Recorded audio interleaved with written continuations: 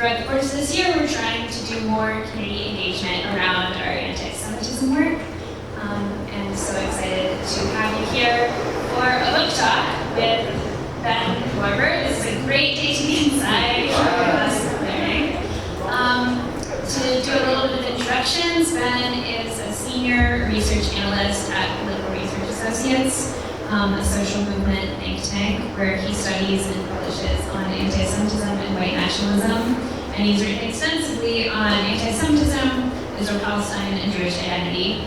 His co-author, who unfortunately can't be here tonight, Shane Burley, is also a really amazing Jewish researcher on the far right and anti-Semitism and fascist movements.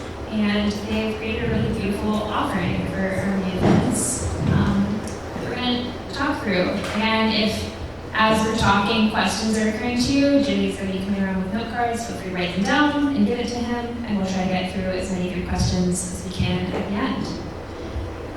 So introduce myself a little bit. My name is Becca. I am a community organizer here at JCUA, and we are a grassroots organization mobilizing the Jewish community of the greater Chicago area to fight for racial and economic justice and a thriving community for all people alongside our neighbors.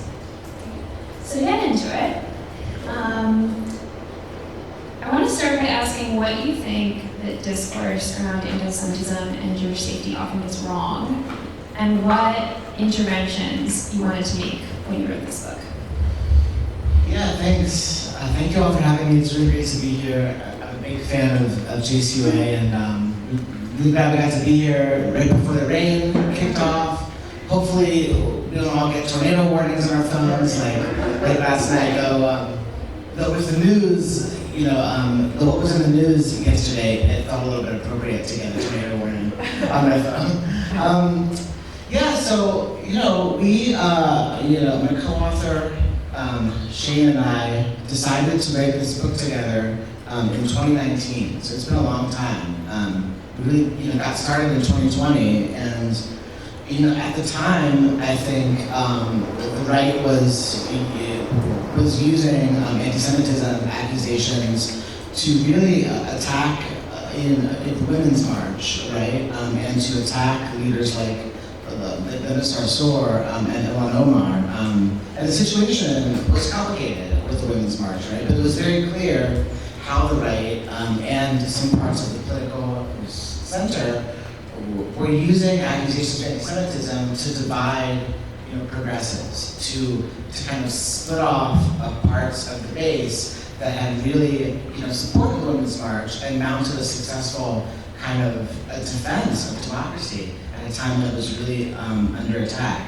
And the next year, right, in 2020, we saw the right use anti-Semitism accusations to attack the movement for Black Lives during the George Floyd uprising, right? So we wanted to write the book to offer like a different vision, right? That the way to fight anti-Semitism is not through dividing and attacking progressive movements, or not through maybe allying with the state or the forces of nationalism, but really through a politics of solidarity, of horizontal coalition building, right? Of seeing what are the alliances that we can build between Jews and other marginalized groups, right? To fight for a vision of an expansive, multiracial democracy where all of us can thrive. So that was a bit about, that's a kind of a different vision of Jewish safety that we kind of have in mind. And we were very inspired by groups like the JCUA and Jewish Racial and Economic Injustice, and If Not Now, and Jewish Voice for Peace, and many others all around the country who are articulating different versions of this safety through solidarity approach. So we were kind of standing on the shoulders of giants there.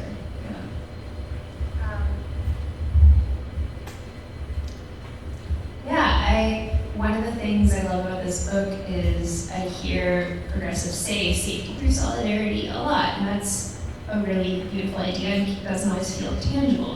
People can picture really clearly what it looks like to have a cop outside your synagogue with a gun ready to defend you, right? And it's harder to picture what does safety through solidarity mean in practice? What does it look like? you told a story in the book about the lead up and aftermath of Charlottesville and the Unite the Right rally a few years ago, and I was wondering if you could I found it a really powerful and compelling story in lots of different ways. If you could talk a little bit about the conversations you had with organizers who were on the ground at the time and what you learned about how that whole situation played out. Yeah, definitely. So,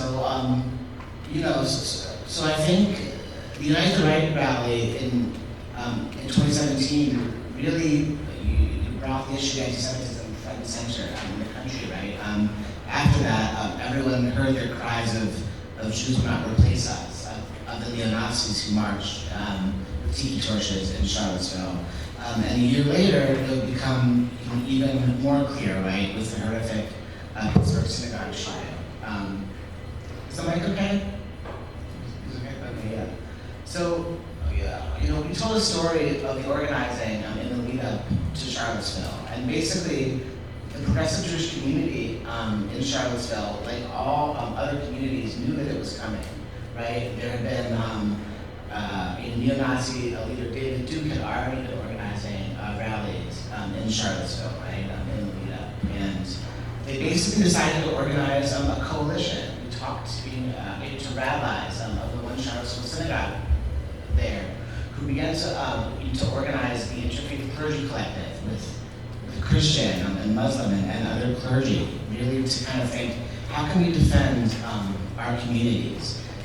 And so you have progressive Jews, you have racial justice organizers from movements against police violence, you have immigrant rights organizers, you have all different communities really coming up and thinking, how can we defend ourselves? At the same time, the institutional Jewish community in Charlottesville really didn't have that same solidarity approach. In fact, we interviewed organizers on the ground who said that the Anti-Defamation League and the head of the Jewish Federation in Charlottesville actually advocated for the Jewish community not to show up and defend from these white supremacists on the streets. They said basically, let the police take care of it. Don't confront them.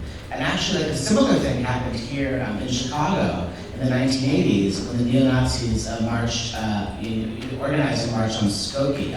At the time, a local grassroots collective here named Chutzpah, basically, are there any Chutzpahniks in the audience from the 70s and 80s? Is there? They, and my friend Benjamin Balthazar actually wrote about this. They, in the ADL at the time, also advised local Jewish communities not to confront the neo-Nazis directly, but to organize another rally, down elsewhere in the city. But Chicago Jewish progressives and also in Charlottesville knew that we had to confront them on the streets. We couldn't, cede the streets to them. We had to really show up in force. So the story that we tell in the book is essentially of these different communities all coming together and defending each other. We tell stories of Christian and Muslim allies defending the synagogue in Charlottesville as neo-Nazis were marching nearby. We tell stories of how the rabbis in Charlottesville really wrestled with, do we still hold services on that Saturday, that Shabbat, when there could be a danger for our congregants coming in the streets to worship at our synagogue. And we tell stories of the Jewish leftists from groups like the Jewish Solidarity Caucus of the Democratic Socialists of America, groups like If Not Now, groups like a Muslim Jewish Antifa collective from New York, how they all came together and built those horizontal networks to really drive the neo-Nazis out of Charlottesville eventually and shut down the main part of the rally. And obviously that threat continues. I'm curious here, I know with JCUA and elsewhere, you've done some organizing against the white nationalist groups here in the suburbs. What's that like here? Yeah, a lot of JCUA's work specifically around white nationalism and anti-Semitism and helping people understand the links, because I think sometimes there's one, just this huge misperception that when we're talking about Jewish safety, we're talking about the safety of white Jewish people. That communities don't intersect, and we know that's not true. So it's important to lift up the full diversity of the Jewish community, partly because it's accurate. We are a multiracial community, and it's a threat to the logic of white supremacy, which believes that Jews are a demonic conspiratorial race and believes that it's not possible to be a multiracial and cohesive people. And so I think one thing that guides our approach is trying to help people understand the diversity of the Jewish community, the intersectionality of the issues we're working on, and that when we say solidarity, we're not talking about exchanging favors, right? So JCUA has done a lot of work on affordable housing through things like Green Chicago Home. There are unhoused Jews. I work on immigration justice campaigns. Many of the Jewish community here are themselves immigrants or are second or third generation immigrants. Our safety doesn't exist in a vacuum separate from how the community around us is doing. And so Jews aren't going to be safe if our neighbors aren't safe. Jews aren't going to be able to thrive if our neighbors aren't able to thrive. And so we try to help people understand that approach to Jewish safety, and also understand that the white Christian nationalist movement, it has one violent ideology, and so in that ideology, Jews are the secret, shadowy, behind-the-scenes evil force that is responsible for things like immigration or the success of the Black Lives Matter movement, or the civil rights movement before that. And so helping people understand that dismantling antisemitism is really critical to dismantling white supremacy and white nationalism, and that the white nationalist movement building power in this country is deeply a threat to Jewish safety. And so we've been, doing trainings around that and hoping to help more people understand where we and different marginalized communities have a shared self-interest, so that we can work together from a place of fighting for that shared self-interest rather than seeing solidarity as a pro quo, which is unfortunately the way it's sometimes discussed. Yeah, no, totally. That made me think of a story that we tell, in the book. I remember, as I started, as a Jew, to really speak about anti-Semitism and to say, the progressive movement, fellow leftists, really need to figure out how to take this on, right? Because often our fellow progressives and social justice movements, for a lot of different reasons, don't really have a sharp analysis, don't really have a sharp language of how to take on anti-Semitism and how to talk about it through an intersectional lens. So I remember, as I started to kind of build my own voice in talking about this, I had a friend who worked in the immigrant justice movement, and I trusted him a lot. He was not Jewish. I said to him, it's scary as a Jewish person to kind of stand up there and say, hey, non-Jews in the movement, we need to care about anti-Semitism. We need to take this on and integrate it into our analysis. And he said, I get it, Ben. I care about fighting anti-Semitism yet because I want to show up and stand with Jews. And like you were saying, Becca, he also said it was very much in his own self-interest. He said that I want to fight anti-Semitism because I know that I won't win on the issues I care about unless I take it on, right? When the right is using in conspiracies that George Soros is orchestrating a migrant takeover of the border and using that to mobilize millions to support xenophobic, nativist border policies. These conspiracy theories are harming migrants. They're harming movements for justice for migrants. And he said to me, I know very clearly I can't win unless we take that on. And by the same token, we also can't win for economic justice or any of our issues if we use these conspiracy theories in our own analysis. If we are chasing, cabals of Jews who control the economy, or Jewish bankers or Jewish landlords, if we have these conspiracy theories in our own analysis, we aren't going to win either. And that was really helpful for me that, oh, okay, it's in his self-interest also, right? For sure. While we're talking about anti-Semitism movements and conspiracy theories, I want to dig a little more into that. This book's a really good breakdown around how conspiracy theories can show up in movements of working class people, and how anti-Semitism is almost a theory of how the world works that's an alternative to a really solid analysis of capitalism and how oppression actually works. You talk about this idea of socialism of fools that can or has shown up in movements. Can you just describe that idea a little bit? Yeah, totally. So the phrase socialism of fools was coined over... Yeah, sorry. The phrase socialism of fools was coined over a century ago on the European Jewish left, I should say. And it was basically the idea that, as movements against capitalism were mobilizing millions across Europe to take on factory bosses, to take on finance capital, to take on this system of exploitation, demagogues and sometimes also people on the left were starting to circulate conspiracies that, oh, the Rothschilds are controlling the global economy, or oh, there's a Jewish cabal who's the root of all of our problems. And one of the effective ways this was spread was through a document called the Protocols of the Elders of Zion that was spread actually by the Tsarist nobility in Russia when many of our ancestors, those of us in the group who were Ashkenazi, were struggling for justice in Russia.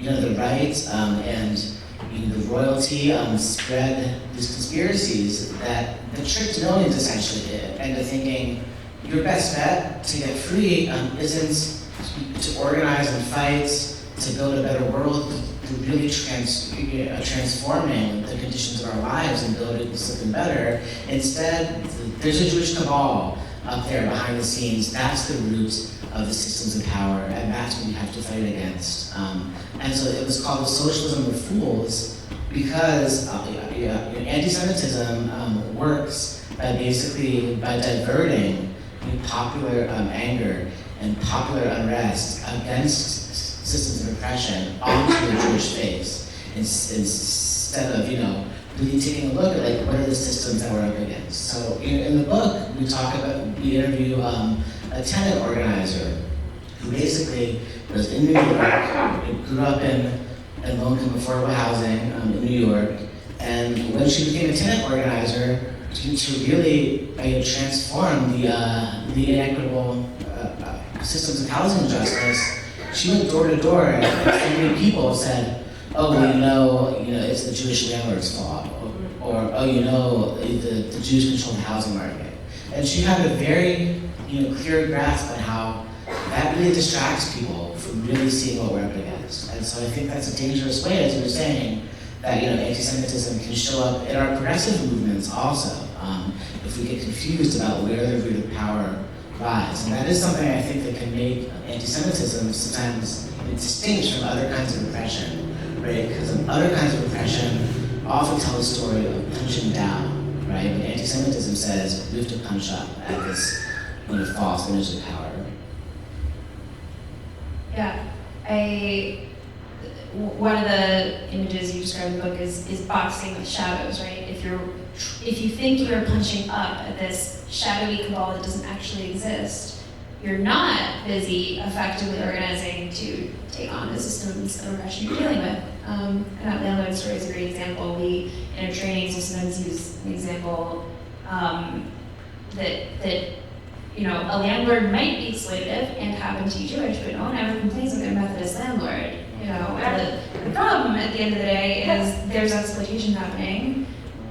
And if you get bogged down in that the landlord's Jewish, then you're not talking about how are we dealing with this exploitation, and you're carving off allies in your coalition.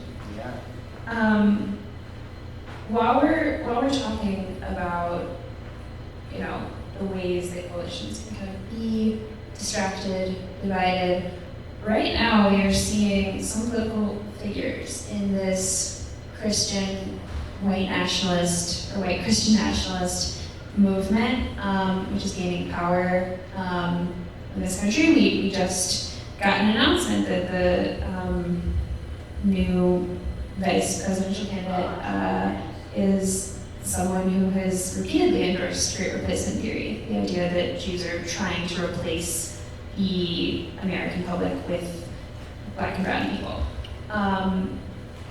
While that movement is building power, we're seeing a rise in anti-Semitism, we're seeing a rise in anti-Semitic conspiracy theories and violence that they inspire. We're also seeing some figures in that movement presenting themselves as the defenders of the Jews or crusaders against anti-Semitism.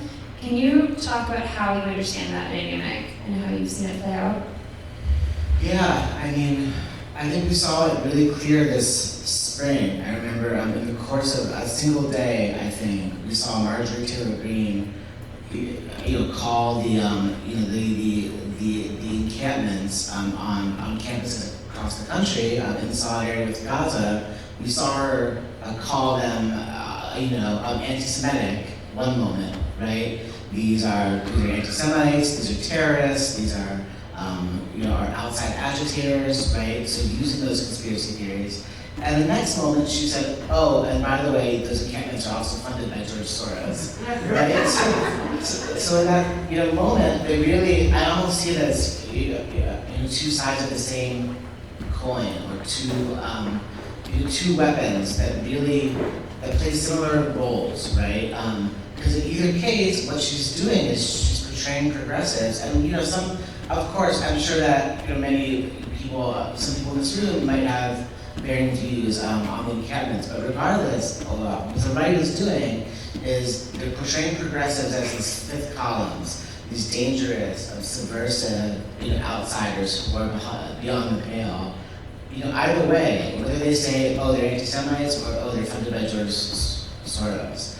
And I think what's happened in recent decades is, due to the rights in the U.S., the predominantly Christian rights, support for the increasingly far-right policies of the Israeli government, due to some decisions that institutional leaders of the American Jewish community have made in recent decades. We're seeing this very dangerous and disturbing alliance between some leaders of the American Jewish establishment and the Christian right and the forces of MAGA and the forces of the 1% that are really dividing this country.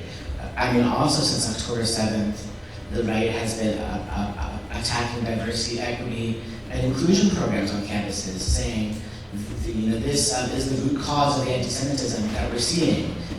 Is DEI itself, and so to protect Jews and to win Jewish safety, we have to dismantle DEI, right? And the MAGA movement is saying that, and Christian nationalists are saying that, and also some members of the Jewish right, and even some members of the Jewish establishment in this country are also increasingly saying that. So I think it's a very toxic and dangerous alliance that serves, to divide our communities from other communities who could be our allies. It serves the right's agenda, as you said, in this time of rising authoritarianism. The headlines of the last few weeks, from the Supreme Court, rulings to Trump's VP pick and so many other incidents have really driven home. We are in a terrifying moment of authoritarian upsurge in this country, and I worry that they're using charges of anti-Semitism, not because most of them really care about Jews. They're using it as a cynical ploy to attack progressive movements and to bolster authoritarianism. And it really makes the work of building safety through solidarity that much harder, right? Because it can really divide our communities from folks who could be our allies, and it's very dangerous, I'm saying right now. As you talk about the attacks we're seeing on, it started with critical race theory and panics around that, and now it's just DEI programs, the idea of diversity, inclusion. in the name sometimes of fighting Jewish safety, or fighting for Jewish safety, the idea that anti-racism is somehow anti-Semitic. And this strikes me as a place where we can learn a lot from Jews of color and the ways they understand how these struggles are linked. You interview a lot of, so many different frontline organizers, Jewish leaders, in this book. I'm curious if you can talk about some of the things you learned from the starting Mizrahi and Jews of color that you were interviewing. Yeah, totally. It was so often conversations around anti-Semitism are dominated by a very specific kind of white Ashkenazi perspective that might assume, based on the way that European Jewish history is told, that anti-Semitism is a permanent, almost mystical, unending thing, right? From time immemorial is the phrase so much, right? And it's what one scholar, Sala Baron, called the lachrymose theory of Jewish history. That Jewish history is a little more than an unending string of persecutions, and the only way to keep Jews safe in this moment is to rely on nationalism and militarism and building higher walls, right? That's one way that Ashkenazi experiences are predominant, and also the experiences of white Jews really are centered. I think about the DEI conversation, and so often it seems like a version of white fragility, but kind of imported into a Jewish context. When people say that, DEI is a source of antisemitism, or Jews fundamentally aren't safe on campuses, right? Because they might hear like a view they disagree with about Israel-Palestine, right? It can be very similar to narratives of white fragility, right? Not understanding the difference between discomfort and danger. Yes, exactly. Yeah. So we interviewed a lot of Jews of color in the book who spoke very powerfully about the way that their identity and their positionality, can really help them, see multiple perspectives and be a bridge, between multiple communities.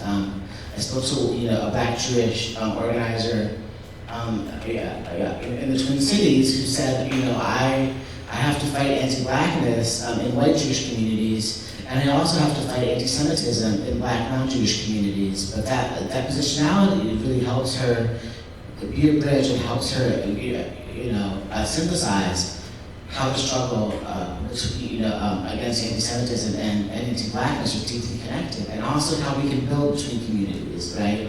We also tell a story from Jewish Racial and Economic Justice in New York, how their Arab Jewish caucus had worked with Arab Muslim and Arab Christian communities in New York to fight Trump's Muslim ban, right? Because Trump's Muslim ban in 2017, it targeted Muslims, and it also targeted Arab folks of all backgrounds and Sikh communities and so many other groups. And so by building those coalitions of solidarity, the Arab Jewish Caucus helped to bring white Jews and other Jews out to LaGuardia Airport to protest the Muslim ban.